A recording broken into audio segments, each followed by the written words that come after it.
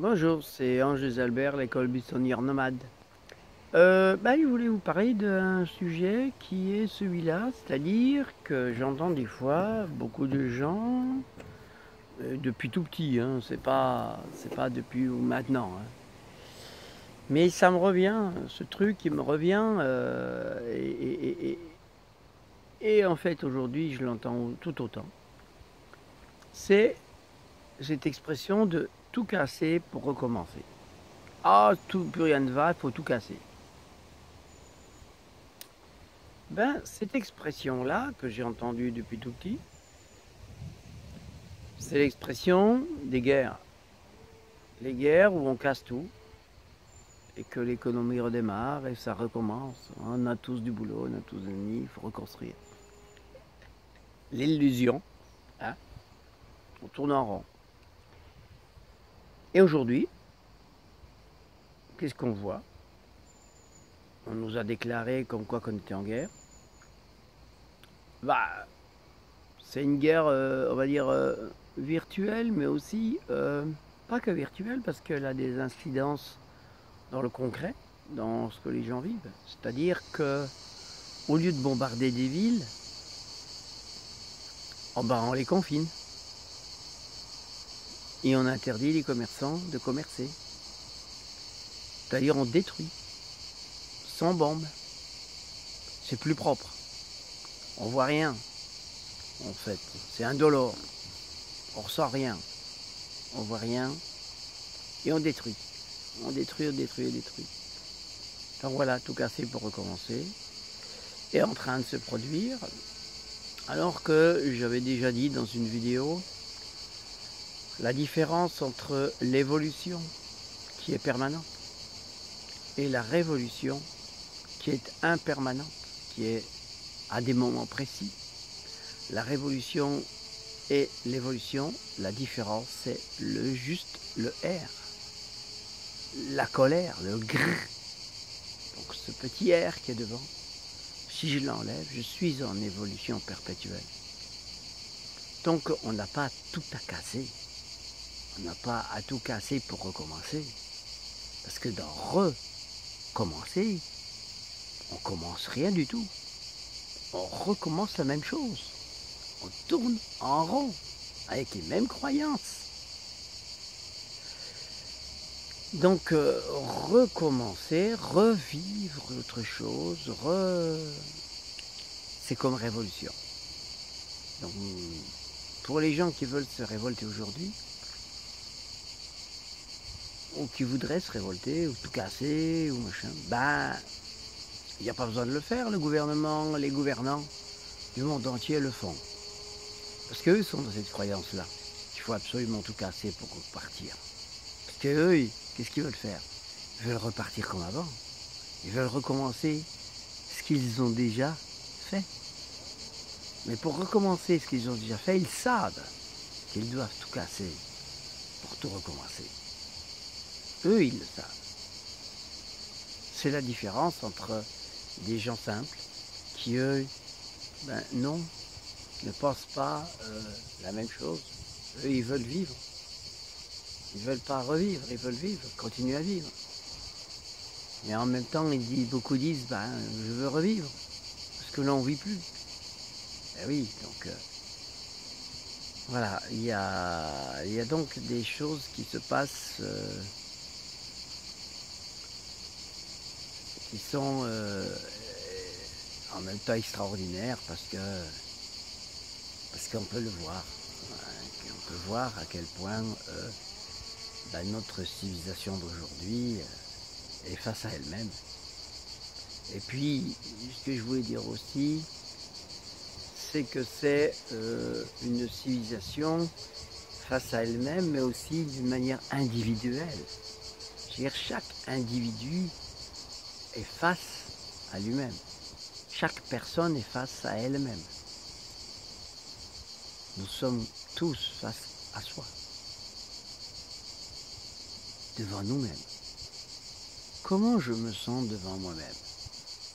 Quand je me regarde dans la glace et que je regarde tout ce que je fais dans mon instant présent, dans mes instants présents qui se succèdent, qu'est-ce que je suis et qu'est-ce que je fais? Est-ce que je me sens bien avec ça? Est-ce que je suis OK avec tout ce que je vis et tout ce que je fais? Alors là, bien beaucoup vont dire oui, moi je suis en accord avec, aussi en accord avec ces croyances. Alors, la question est de se poser, est-ce que mes croyances me font du bien? Est-ce qu'elles sont justes pour moi? Est-ce que c'est juste de croire? Est-ce que c'est juste de croire, ne serait-ce qu'en moi? Est-ce que c'est juste? C'est pas l'émanation de j'ai besoin de croire en moi parce que je crois pas en moi. Si je crois pas en moi, je vais avoir besoin de croire en moi. Mais c'est pas parce que je vais croire en moi que je crois en moi. Eh oui. Est-ce que je serai toujours dans le doute? Dans le doute.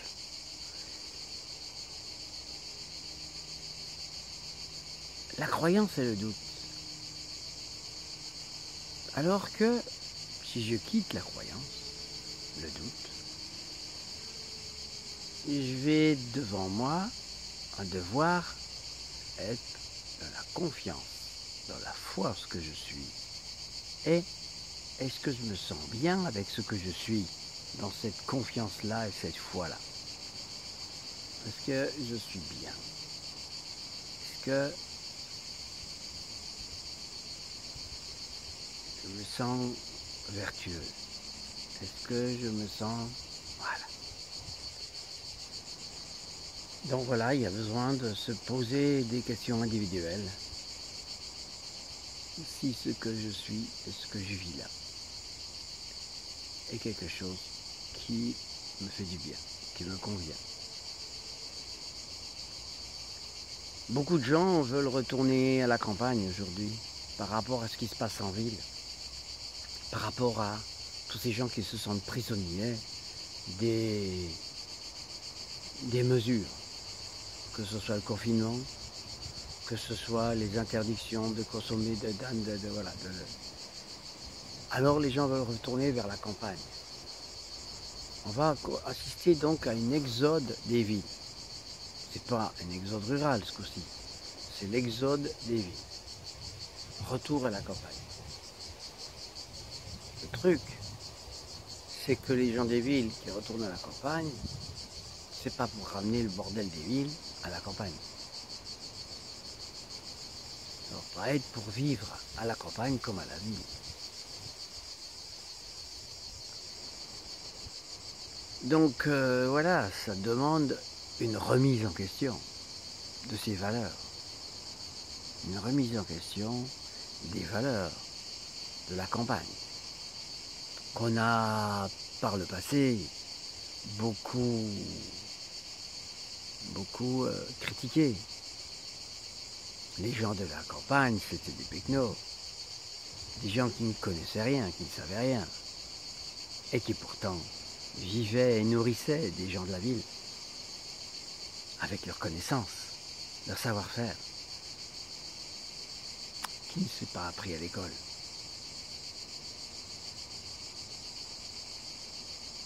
Donc, retour dans les campagnes, ça va être pour reconnaître ses erreurs. Les gens des villes vont devoir reconnaître leurs erreurs de leurs aînés, de leurs aïeux qui ont voulu aller en ville et quitter les campagnes. On va devoir reconnaître aussi que les gens des campagnes, ils doivent être écoutés parce qu'ils ont des savoir-faire et une intelligence. Bien sûr, beaucoup de gens de la campagne ont été dénaturés. Beaucoup de gens de la campagne ont été mis dans des croyances aussi. Mais les gens de la campagne, s'ils ont été en ville, l'exode rural, les gens des campagnes sont des pecnos, sont des gens qui ne connaissent rien. C'est aussi parce que, quelque part, ils étaient aussi dans des croyances religieuses.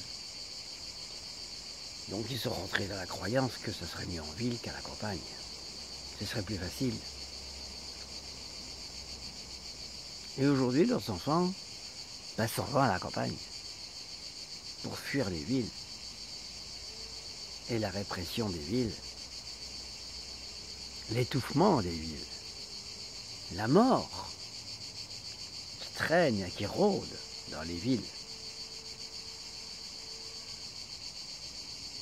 Ah oui, un confinement, c'est de la mort. Confiner les gens, leur interdire des activités, les interdire de bouger, de rester chez eux, c'est la mort. Rester dans son tombeau, enfermé, c'est la mort. La vie, elle est dehors. Vous entendez les grillons, là, les oiseaux, c'est dehors la vie, c'est pas dedans. C'est pas enfermé entre quatre murs, bien isolé, mais c'est dehors.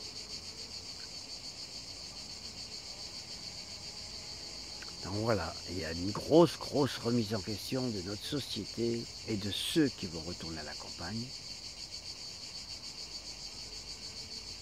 Parce qu'ils vont devoir sortir des croyances, sinon ils revivront ce que les gens des campagnes ont vécu en sens inverse. Et oui, et peut-être que les gens des villes vont dire que c'est des pecnos, des gens qui n'y connaissent rien, à la campagne, qui n'y connaissent rien à la nature. Et parce que, évidemment, ils sont toujours dans les croyances.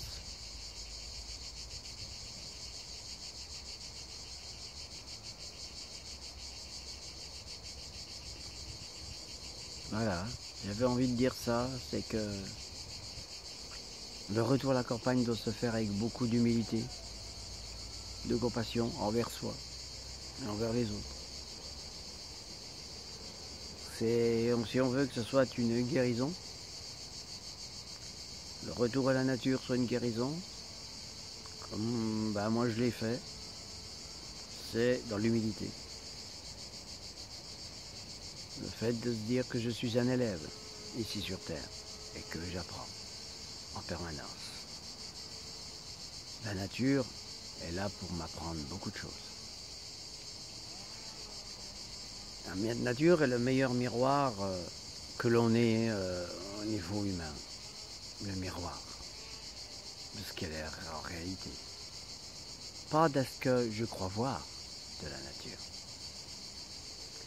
Ce que beaucoup d'humains croient voir de la nature, c'est une nature hostile, une nature prédatrice, une nature dangereuse.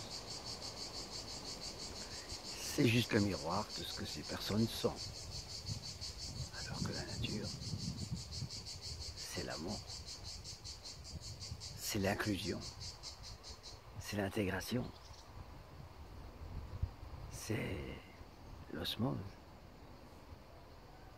dans l'humilité. La nature, elle est humble, tout comme peut l'être un être humain. Voilà. Si vous allez à la campagne, en guerre avec vous-même, en résistance d'une société, en combat, ou en... la nature va être rude avec vous, parce qu'elle va être aussi votre miroir. Si vous voulez que la nature soit douce, vous devez quitter ce combat, cette colère, enfin tout ce qui serait que la nature serait miroir avec vous. La nature est juste ce que je suis. Elle est le fidèle miroir de ce que je suis. C'est ce qu'elle m'a enseigné. C'est pour ça que aujourd'hui, je suis un fidèle miroir de ce qu'est l'humain qui vient se présenter à moi. C'est-à-dire, je vais être son miroir, comme la nature me l'a apprise avec moi. Donc évidemment, ça peut agacer. C'est pas fait exprès, c'est juste que j'ai demandé à être le miroir de toute personne, de tout être qui est avec moi. La nature, elle, avec moi, elle n'a aucun problème. Par contre, moi non plus. Pourquoi? Parce qu'on est en accord. On est en osmose, dans l'humilité, l'apprentissage permanent. Je dis bien permanent. La remise en question est permanente. À chaque instant. À l'écoute de soi, que ça reste confortable.